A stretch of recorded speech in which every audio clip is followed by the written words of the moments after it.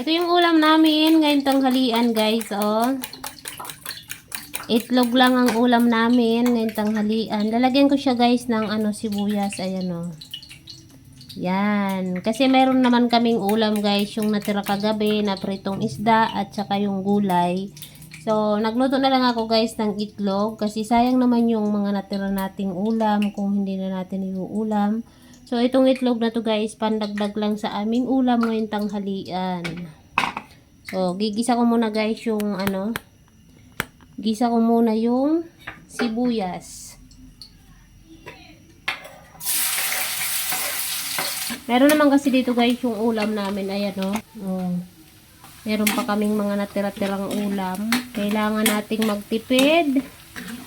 Mga manay, magtipid tayo hanggat maaari. Kung mayroon naman dyan mga tira-tirang ulam at hindi pa panis at pwede pang kainin, yun na lang muna yung kainin ninyo kaysa naman itatapon natin. Alalahanin ninyo, maraming bata ang nagmamalimos dyan sa daan, maraming bata ang nagugutom, nagmamalimos muna sila bago sila makakain. So tayong mga mayroon nakakarao sa araw-araw, huwag tayo magsayang ng pagkain. At saka natin ilagay yung sibuyas. Ang hirap naman piliin itong sibuyas. Pipiliin ko ito, guys. Haluin natin ito, guys. Meron na yan, guys, pampalasa. Nilagyan ko na yan kanina. Ilagay na natin ulit dito sa kawali. Tapos hinaan lang natin, guys, hinaan lang natin yung ating apoy. Yan, naparami ko kasi yung mantika kaya tingnan mo. Pero okay lang yan. Baligtarin na natin.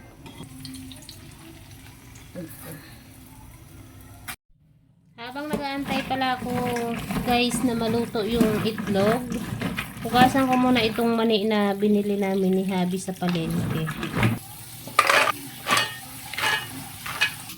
Tapos, lagyan natin, guys, ng asin.